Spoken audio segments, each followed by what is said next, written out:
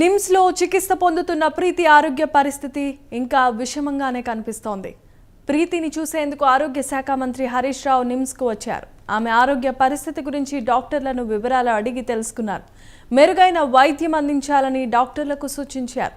ప్రీతి కుటుంబ సభ్యులతో మాట్లాడి ధైర్యం చెప్పారు. కేసు విచారణ నిష్పక్షపాతంగా జరుగుతోందని, నిందితులపై కఠిన చర్యలు తీసుకుంటామని చెప్పారు. ఇక ప్రభుత్వం అండగా ఉంటుందని ప్రీతి కుటుంబ సభ్యులకు భరోసాను ఇచ్చారు హరీష్.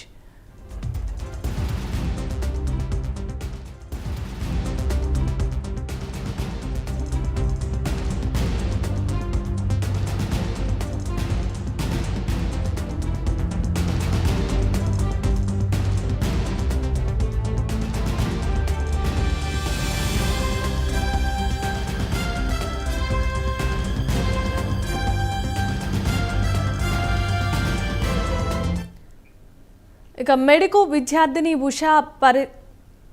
విద్యార్థిని ప్రీతి పరిస్థితి మరింత దారుణంగా ఉంది. రోజు రోజుకు ఆమె పరిస్థితి విషమంగా మారుతూనే ఉంది. అయితే ఈ సమయంలో ఆరోగ్య శాఖ మంత్రి హరీష్ రావు వారి కుటుంబాన్ని పరామర్శించడం జరిగింది. వారికి ధైర్యం చెప్పారు. దీనిపై మరింత సమాచారాన్ని అందించడం కోసం మా ప్రతినిధి ఉషా లైన్లో సిద్ధంగా ఉన్నారు.